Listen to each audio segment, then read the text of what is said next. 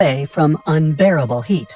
Yet, interestingly, although this borehole is located on a remote peninsula in northern Russia, thus making it a very minimal danger to human life, it was hurriedly sealed up after a fossil was found, reportedly at 40,000 feet deep within our Earth's mantle. The drilling operation reportedly went through a layer of ancient plankton, which brought up life forms dated at 2.5 billion years old. The question is, what was this fossil? Why would rumors circle that that is the reason for sealing this borehole? When sealed, even though it presented no real danger to anyone. Why would sites such as Snopes get involved in trying to discredit these claims? There are many things within modern historical understanding which have been born out of another area of history, which was, unfortunately, built upon an initial faulty foundation, this often being timelines and an ignorant lack of awareness of ancient high technology.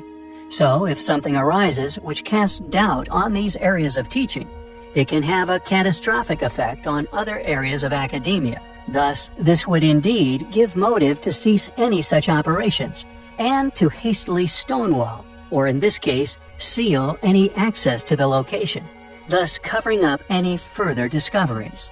What was found within the Kola superdeep borehole? We find the possibilities highly compelling. One of the more obscure and personal favorite parts of mystery history is a small yet incredibly special unique figurine. Dated to the Stone Age, yet regardless of this extraordinary antiquity, this hollow figurine remaining unopened and unbroken for so long, interestingly rattled. After a delicate extraction procedure was undertaken, a metallic ball was found inside, a sphere which, due to the aforementioned age of said part, should simply not exist.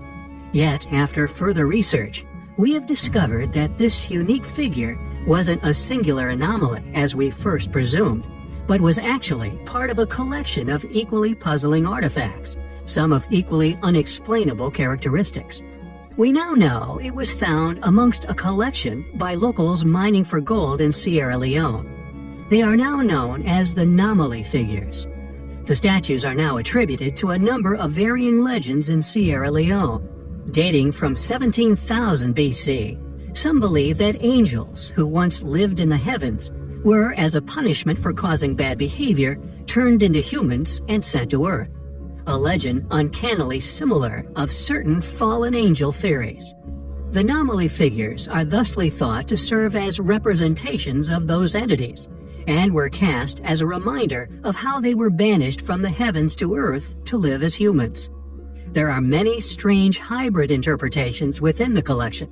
It includes animals such as monkeys, elephants, lizards, among other curiosities, some also depicted as giants. Quote, "While the figures are varied in shape and type, they are uniform in appearance, indicative of a common purpose. That purpose remains unknown, however. The figures were part of the Temne culture and tradition, but that, upon invasion by the Mendi, the tradition was lost and the civilization displaced to other locations. With so many questions and uncertainties, it is unknown if we will ever have definitive answers as to the dating, origins, and purpose of the Nomoli figures. For now, they remain a magnificent representation of the ancient civilizations that preceded those that now live in Sierra Leone," end quote, asserted curator Frederick Lamp. We find the entire collection, especially our previously covered Upart's metallic sphere, highly compelling. We have in the past covered the astonishing ancient high technology still present within the gas-filled lens of Nineveh. Along with this proof of an ancient civilization's knowledge of glass-blowing and convex lens making, there is seemingly many more examples that have quietly been found, studied, and pushed into the archives of museums worldwide. In particular, those found within the ancient sites upon Crete. Although many a sleuth has discovered this fact and have subsequently investigated these claims and indeed proofs of an ancient civilization's astute awareness and past ability at creating these perplexing reading lenses, lenses of a surprisingly high quality. The first exposure of this truth came from a most unlikely of sources.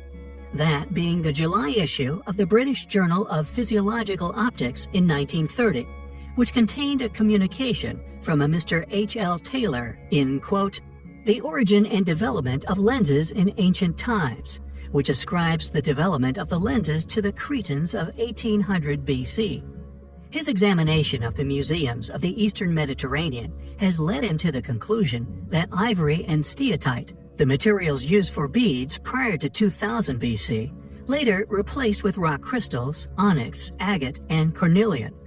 The discovery of the magnification produced by a bead of rock crystal, he believes, led to the production of lens-shaped beads, and eventually of lenses, such as those of the Royal Gaming Board found in the palace at Knossos, the best of which now rest within the archives of the Museum Candia within Crete.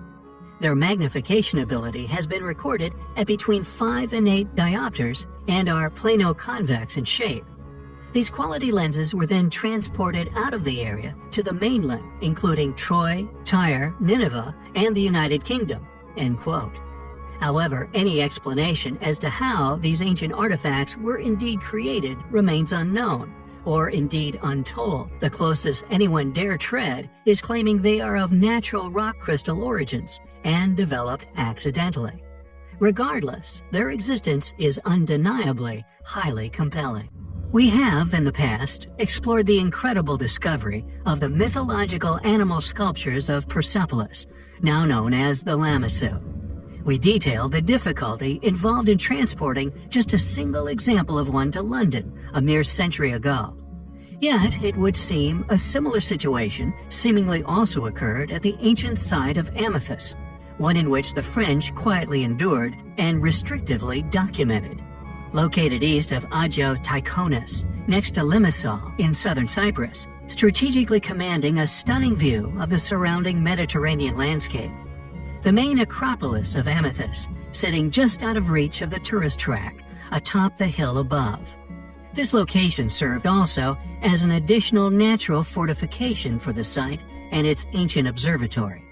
Impressive discoveries have been made at the ruin, including ancient basins, vases, and various other utensils used by past inhabitants of varying eras. Atop the hill were 2 giant vases decorating the entrance to the main temple, one once dedicated to the god of love Aphrodite, each of which being 1.85 meters tall and weighing an immense 14 tons each. One of which being stolen by the French, specifically architect Edmond de Thouet, during the Ottoman occupation of Cyprus, supposedly given permission to take it away to his country. It now rests in the Louvre Museum in Paris. His documentation of this ordeal, we feel, is a revealing insight into the clear prohibition from exposing the astonishing capabilities of ancient civilizational capability. He reservedly wrote of the ordeal of getting it back to Paris in his diary. Quote, Our last day was dedicated to Amathus, the only sanctuary of Aphrodite that we visited.